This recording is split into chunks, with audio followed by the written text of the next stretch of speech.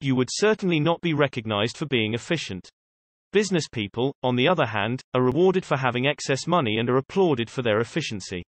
As this cycle of growing government spending continued, the demand for money increased, and the tax the rich idea was adjusted to include lower income levels, down to the very people who voted it in, the poor and the middle class. True capitalists used their financial knowledge to simply find an escape. They headed back to the protection of a corporation.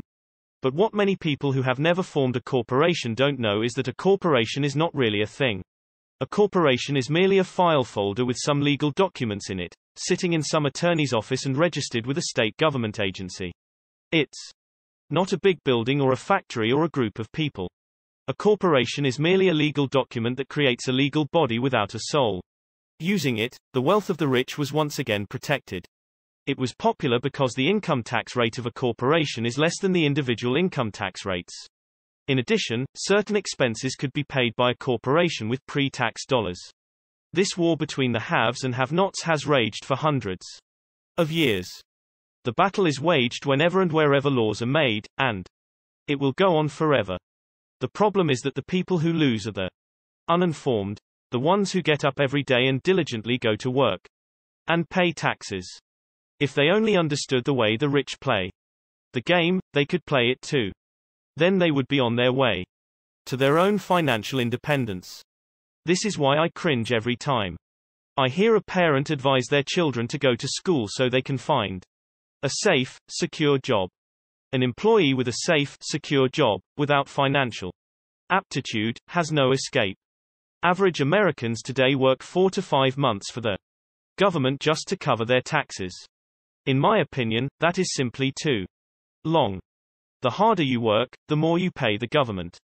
That is why I believe that the idea of take from the rich backfired on the very people who voted it in. Every time people try to punish the rich don't simply comply. They react. They have the money, power, and intent to change things. They don't just sit there and voluntarily pay more taxes. Instead, they search for ways to minimize their tax burden. They hire smart attorneys and accountants, and persuade politicians to change laws or create legal loopholes. They use their resources to effect change. The tax code of the United States also allows other ways to reduce taxes. Most of these vehicles are available to anyone, but it is the rich who find them because they are minding their own business.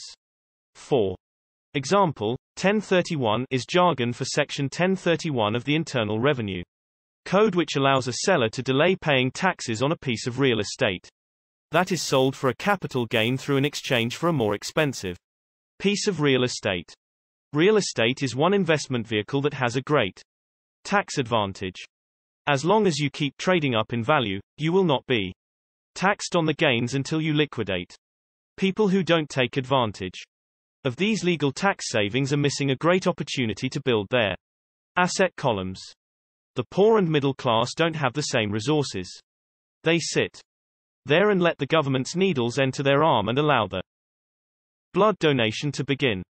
Today, I am constantly shocked at the number of people who pay more taxes, or take fewer deductions, simply because they are afraid of the government. I have friends who have had their businesses shut down and destroyed, only to find out it was a mistake on the part of the government. I realize all that. But the price of working from January to May is a high price to pay for that intimidation. My poor dad never fought back. My rich dad didn't either. He just played the game smarter, and he did it through corporations, the biggest secret of the rich. You may remember the first lesson I learned from my rich dad. I was a little boy of 9 who had to sit and wait for him to choose to talk to me. I sat in his office waiting for him to get to me. He was ignoring me on purpose.